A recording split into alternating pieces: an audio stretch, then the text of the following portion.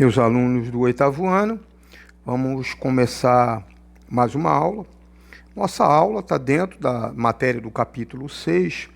Aí hoje a gente vai contar a história, tá, do surgimento do teatro de bonecos. Tá?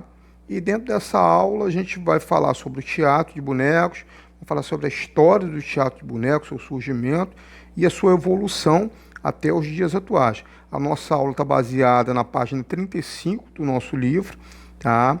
E vamos ver. Bem, o teatro de bonecos, né?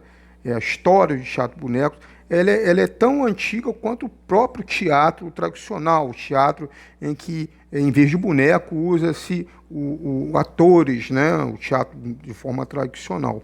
Aí, essa arte, tá? Ela já começou, a sua origem começou lá nas cavernas, lá no homem primitivo, que quando o homem da caverna, ele passava contra uma parede, na frente de um fogo, uma fogueira acesa, e ele via projetado naquela parede a sua silhueta através da sombra, né, que era produzida por meio do fogo. Então, com isso daí, já começou a surgir, nessa época, a elaboração de algumas imagens feitas, elaboradas, né, de forma a distrair, a entreter as crianças da época. Tá? Então, depois disso, o homem não parou mais com o seu processo criativo, né? E surge os primeiros bonecos. Tá?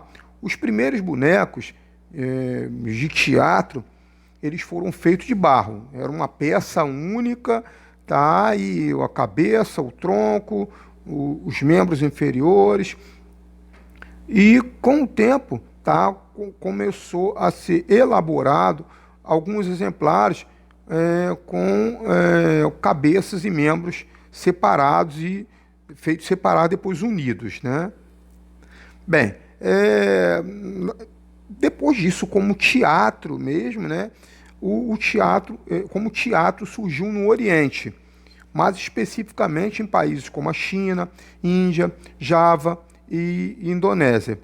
E ele era muito valorizado, por quê? Porque o boneco ele era tratado com reverência, ele tinha um status espiritual, né? Ele era tratado como um ser, né?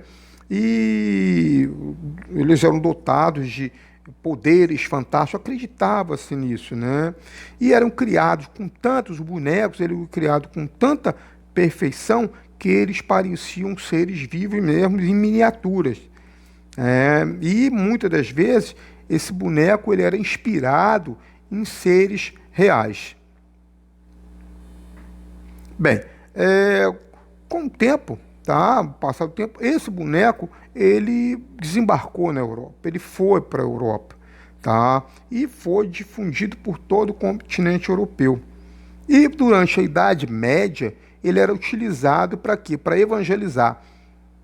Nessa época, né, a época que estava começando, né, a ser propagada a religião cristã e muitas pessoas não sabiam ler, né, então não adiantava você pegar e mandar uma pessoa ler uma Bíblia ou você falar da Bíblia que as pessoas não sabiam ler. Então a forma de você contar a história de Jesus Cristo dentro do cristianismo era você fazer um teatrinho representando aquela história.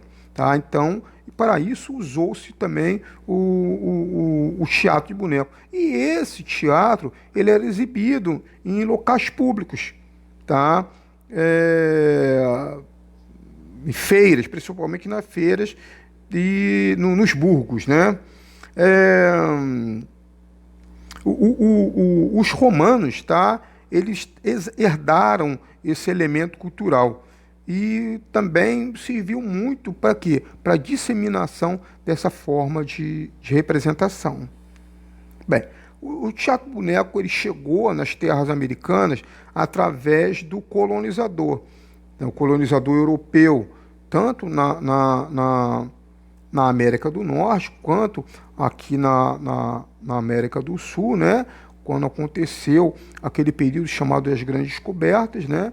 Houve todo um movimento cultural e dentro desse movimento cultural foi levado, né, o teatro de boneco, também como uma forma de doutrinação religiosa. Só que aqui no Brasil, o teatro de bonecos, ele caiu no gosto popular, principalmente no Nordeste, na região Nordeste, com destaque para o estado de Pernambuco. Na Paraíba, ele era chamado de babau, né? E ele também, além da temática religiosa, ele também usava tratar de temas sociais, tá? Bem, a beleza, a graça do boneco está justamente na associação do movimento com a sonoridade, tá? Também ligado ao entorno cultural, social, político, econômico, religioso e educativo. Ele pode ser usado para todos esses tipos de temáticas aí, tá? Ele recebe nomes distintos de acordo com a diversidade cultural. Então, dependendo do lugar, o teatro boneco recebe vários tipos de nome, que a gente vai ver a partir de agora. Então a gente tem, por exemplo, na Itália, né? Ele primeiro foi chamado de Maceus, depois ele virou Polichinelo, tá? Na Turquia, o teatro boneco é chamado de Karagós. Na Grécia, ele é chamado de Atalanas. Na Alemanha, Casper. Né? Na Rússia, Petrushka. Em Java, é chamado de Vaiang. Na Espanha, é chamado de Cristóvão. Na Inglaterra, Punk. Na França, Guignol.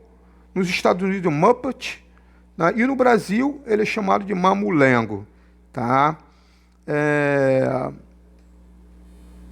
E para terminar essa nossa explanação, eu gostaria de falar, eu coloquei de propósito aqui uma transparência, e que tem a fala, tá, de Stephen Haldane, tá, quando ele assistiu um teatro de Mamulengo, e ele teve uma fala, né, muito interessante.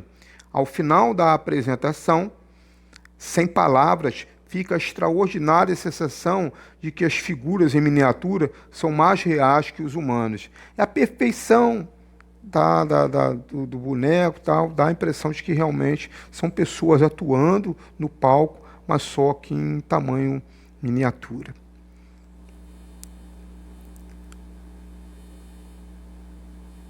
Bem, como atividade, hoje nós vamos fazer em sala de aula a correção das atividades passadas na aula anterior.